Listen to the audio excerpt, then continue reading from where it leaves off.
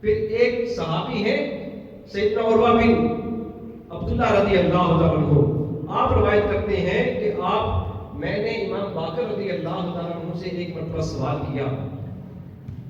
امام باقر کون ہے؟ یہ امام زین العابدین رضی اللہ عنہ کے بیٹے ہیں۔ امام زین العابدین کون؟ امام حسین رضی اللہ عنہ کے بیٹے۔ امام حسین کس کے بیٹے؟ حضرت علی المرتضیٰ شیر خدا رضی اللہ عنہ۔ اب امام باقر سے انہوں نے سوال کیا کہ بتائیے کہ تلوار کو آراستہ کرنا کیسا ہے؟ کیا تلوار کو آراستہ کر سکتے ہیں؟ تو انہوں نے کہا کہ سیدنا صدیق اکبر رضی اللہ عنہ بھی تلوار کو آراستہ کیا کرتے تھے۔ تو وہ کہتے ہیں کہ میں نے تعجب سے پوچھا کہ آپ بھی ان کو صدیق کہتے ہیں؟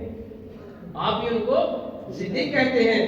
تو امام باقر میں کہتے ہیں کہ وہ غصے سے کھڑے ہو گئے، قبلہ کی طرف منہ کر کے کہا کہ خدا کی قسم وہ صدیق ہیں، خدا کی قسم وہ صدیق ہیں، خدا کی قسم وہ صدیق ہیں۔ جو ان کو صدیق نہ کہے رب تعالیٰ اس کے قول کی تصدیق ہی نہیں کرتا۔ جو بندہ صدیق اکبر کو صدیق نہ کہے رب تعالیٰ ان کے قول کی تصدیق ہی نہیں کرتا۔